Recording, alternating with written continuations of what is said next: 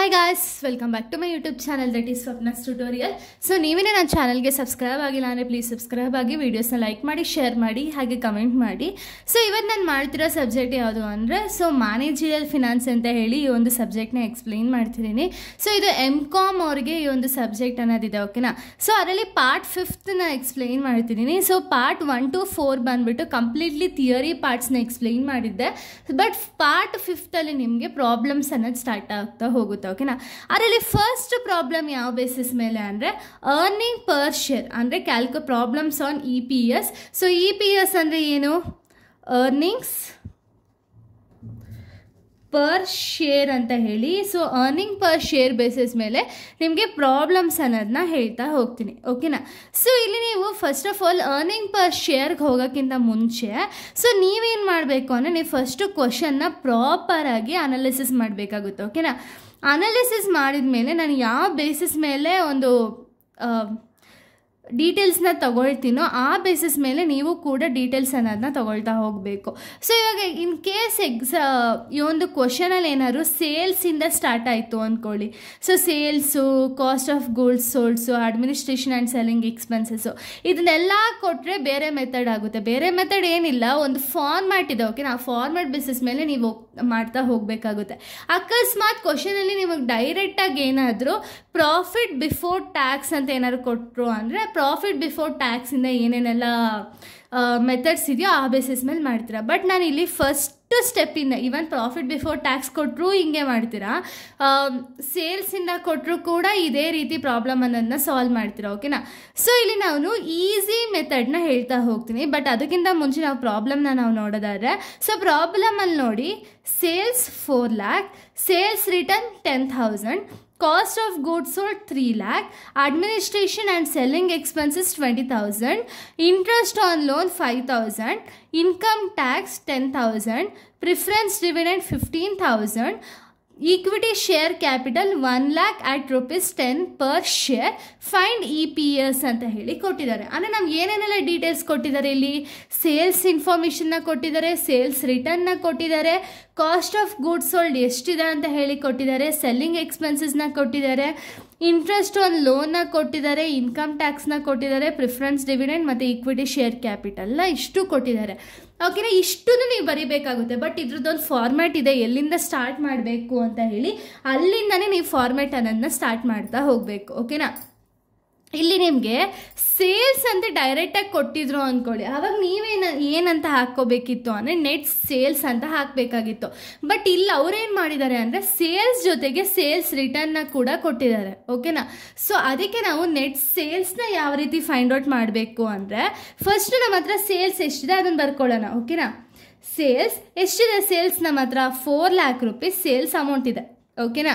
So 4 lakh rupees as it is ಬರೀತೀರಾ. Next ಸೇಲ್ಸಲ್ಲಿ sales ರಿಟರ್ನ್ನ ನಾವು ಮೈನಸ್ ಮಾಡಬೇಕಾಗುತ್ತೆ, ಓಕೆನಾ. Minus sales return. So sales return ಎಷ್ಟಿದೆ ನಮ್ಮ ಹತ್ರ? ಕ್ವಶನಲ್ಲಿ 10,000 rupees ಸೇಲ್ಸ್ ರಿಟರ್ನ್ ಇದೆ, ಓಕೆನಾ.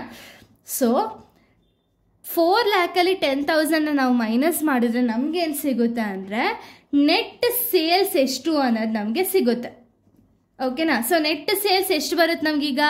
3,90,000, ಓಕೆನಾ. ಯಾವ ರೀತಿ ಅಂತ ಗೊತ್ತಾಯ್ತಲ್ಲ. ಸೊ ನೋಡಿ ಕ್ಯಾಲ್ಸಿಲ್ ಒಂದು ಸರಿ ಹೇಳ್ತೀನಿ ನಿಮಗೆ. 4 lakh ಮೈನಸ್ 10,000 ನಾವು ಮಾಡಿದಾಗ 3,90,000 rupees ಬರುತ್ತೆ, ಓಕೆನಾ. As it is 3,90,000. ಇದನ್ನು ನಾವೇನಂತ ಕನ್ಸಿಡರ್ ಮಾಡ್ತೀವಿ? ನೆಟ್ ಸೇಲ್ಸ್ ಅಂತ ಹೇಳಿ ಕನ್ಸಿಡರ್ ಮಾಡ್ತೀವಿ, ಓಕೆನಾ. ನೀವು ಡೈರೆಕ್ಟಾಗಿ ಕ್ವಶನಲ್ಲಿ ಸೇಲ್ಸ್ ಅಂತ ಕೊಟ್ಟಿದ್ರೆ ಇಲ್ಲಿಂದ ಸ್ಟಾರ್ಟ್ ಮಾಡಬೇಕು ನೆಟ್ ಸೇಲ್ಸ್ ಅಂತ. ಅಕಸ್ಮಾತ್ ಸೇಲ್ಸ್ ರಿಟರ್ನ್ ಕೊಟ್ಟರೆ ಮಾತ್ರ ಸೇಲ್ಸಲ್ಲಿ ಸೇಲ್ಸ್ ರಿಟರ್ನ್ನ ಮೈನಸ್ ಮಾಡಬೇಕಾಗುತ್ತೆ, ಓಕೆನಾ. ನೆಕ್ಸ್ಟ್ ಏನು ಮೈನಸ್ ಮಾಡಬೇಕು ಅಂದರೆ ಕಾಸ್ಟ್ ಆಫ್ ಗೂಡ್ಸ್ ಸೋಲ್ಡ್ನ ನಾವು ಮೈನಸ್ ಮಾಡಬೇಕಾಗುತ್ತೆ. So cost of goods sold. So cost of goods sold ಎಷ್ಟಿದೆ ಇಲ್ಲಿ ನಮ್ಮ ಕ್ವಶನಲ್ಲಿ? 3 lakh rupees ಹೇಳಿದ್ದಾರೆ.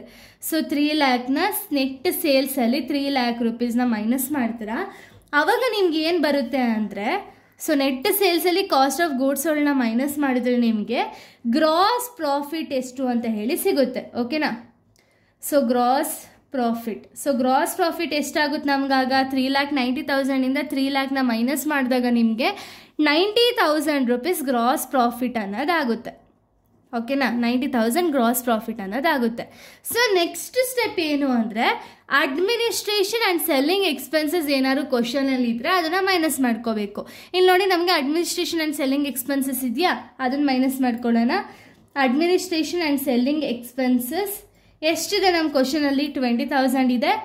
ಸೊ ಗ್ರಾಸ್ ಪ್ರಾಫಿಟಿಂದ 20,000ನ ಮೈನಸ್ ಮಾಡಿದಾಗ ನಮ್ಗೆ ಏನು ಸಿಗುತ್ತೆ ಅಂದರೆ earnings before interest and tax. So ನೋಡಿ, earnings before interest and tax ಎಷ್ಟು ಸಿಗುತ್ತೆ? ಇಂಟ್ರೆಸ್ಟ್ ಆ್ಯಂಡ್ ಟ್ಯಾಕ್ಸ್ ನಮಗೆ 70,000 ರುಪೀಸ್ ಸಿಗುತ್ತೆ.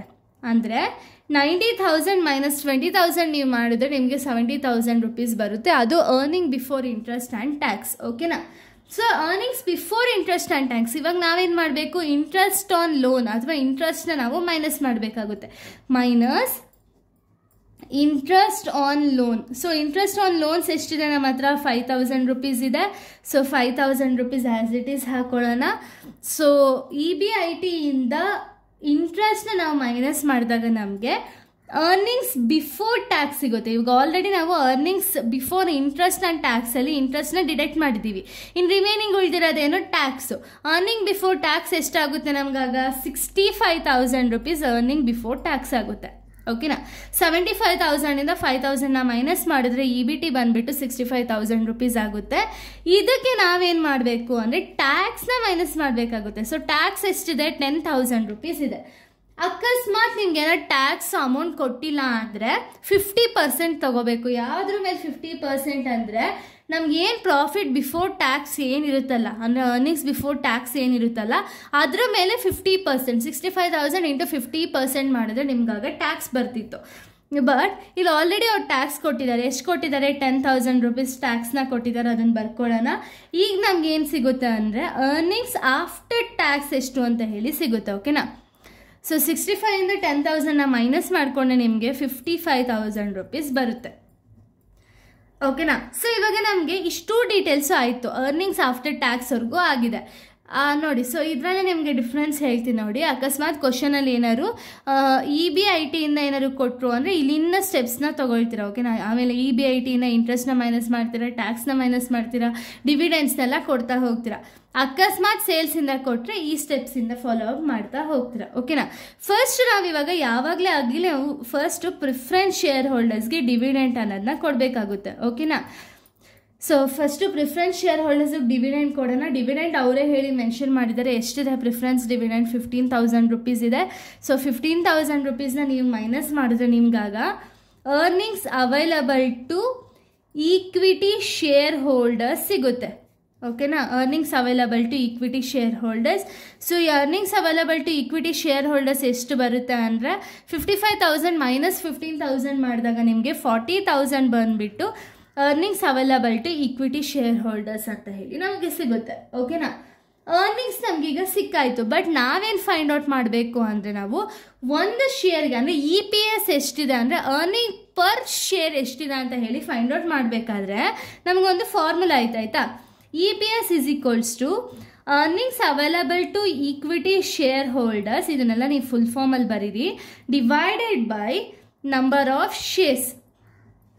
ಸೊ ಇವಾಗ ಅರ್ನಿಂಗ್ಸ್ ಎಷ್ಟಿದೆ ನಮಗೆ ಫೈಂಡ್ ಔಟ್ ಮಾಡಿರೋದು? 40,000 divided by number of shares ಎಷ್ಟಿದೆ ನಮ್ಮ ಹತ್ರ ಈಗ? ಸೊ ನೋಡಿ ಇಲ್ಲಿ equity shares of rupees 1 lakh at 10 per share ಅಂತ ಅಲ್ವಾ ಇರೋದು. ಸೊ ಅವಾಗ ನೀವೇನು ಮಾಡಬೇಕು ಅಂದರೆ ಒಂದ್ಸತಿ ಕ್ಯಾಲ್ಸಿ ತೊಗೊಂಡು ಎಷ್ಟು ಶೇರ್ಸ್ ಇದೆ ನಮ್ಮ ಹತ್ರ? 1 lakh ಇದೆ. 1 lakh ಡಿವೈಡೆಡ್ ಬೈ ಒಂದು ಶೇರ್ ವ್ಯಾಲ್ಯೂ ಎಷ್ಟಿದೆ? 10 ಅಲ್ವಾ. ಸೊ ಈಕ್ವಲ್ ಟು ಮಾಡಿದಾಗ 10,000 ರುಪೀಸ್ ಬರುತ್ತೆ. ನಂಬರ್ ಆಫ್ ಶೇರ್ಸ್ ಬಂದುಬಿಟ್ಟು 10,000 ಶೇರ್ಸ್ ಇದೆ. ಸೊ ಅದಕ್ಕೆ EPS ಯಾವ ರೀತಿ ಫೈಂಡ್ ಔಟ್ ಮಾಡಬೇಕು ಹೇಳಿ? Earnings available to equity share holders divided by number of shares ಮಾಡ್ತೀವಿ. ಸೊ 40,000 ಡಿವೈಡೆಡ್ ಬೈ 10 ಮಾಡಿದಾಗ ನಮಗೆ EPS is equals to 4 ಅಂತ ಬರುತ್ತೆ. ಸೊ ಇಲ್ಲಿ ಬರೀ 4 ಅಂತ ಬರಿಬೇಡಿ, 4 ಪರ್ ಶೇರ್ ಅಂತ ಹೇಳಿ ಬರಿಬೇಕು. ಓಕೆನಾ. ಸೊ ಇಷ್ಟೇ, ಇಲ್ಲಿಗೆ ಈ ಒಂದು ಪ್ರಾಬ್ಲಮ್ ಅನ್ನೋದು ಕಂಪ್ಲೀಟ್ ಆಗುತ್ತೆ. ಸೊ ನೀವೇನು ನೋಡ್ಕೋಬೇಕು ಅಂದರೆ ಸೇಲ್ಸಿಂದ ಕೊಟ್ಟಿದ್ರೆ ಇಷ್ಟು ಸ್ಟೆಪ್ಸ್ ಬರುತ್ತೆ, ಎಲ್ಲ ಮೈನಸ್ ಮಾಡೋದು ನೀವು. ಅಕಸ್ಮಾತ್ ಪ್ರಾಫಿಟ್ ಬಿಫೋರ್ ಟ್ಯಾಕ್ಸಿಂದ ಏನಾದ್ರು ಕೊಟ್ಟಿದ್ರೆ ಇಲ್ಲಿಂದ ಬರುತ್ತೆ. EBIT ಇಂದ ಏನಾದ್ರು ಕ್ವಶನ್ ಅನ್ನೋದು EBIT ಇಂದ ಸ್ಟಾರ್ಟ್ ಆಗಿದ್ರೆ ಇಲ್ಲಿಂದ ಬರ್ತಾ ಹೋಗುತ್ತೆ. ಓಕೆನಾ. ಇದೇ ರಿಲೇಟೆಡ್ ಇವಾಗ ನನ್ನ ಸೇಲ್ಸಿಂದ ಸ್ಟಾರ್ಟ್ ಮಾಡಿದ್ದೀನಿ ಅಲ್ವಾ. ಸೊ ಇವಾಗ ಅಕಸ್ಮಾತ್ ಕ್ವಶನಲ್ಲಿ ನಿಮಗೆ ಸ್ವಲ್ಪ ಡೀಟೇಲ್ಸ್ನ ಮಿಸ್ ಮಾಡಿರ್ತಾರೆ ಅಂದ್ಕೊಳ್ಳಿ, ಆವಾಗ ಯಾವ ರೀತಿ ಪ್ರಾಬ್ಲಮ್ನ ಸಾಲ್ವ್ ಮಾಡಬೇಕು ಅಂತ ಹೇಳಿ ನೆಕ್ಸ್ಟ್ ವಿಡಿಯೋದಲ್ಲಿ ನಾನು ಹೇಳ್ತಾ ಹೋಗ್ತೀನಿ, ಓಕೆನಾ. ಸೊ ಇಷ್ಟೇ ಒಂದು ವಿಡಿಯೋ ಆಗಿದೆ. So thank you guys, thanks for watching.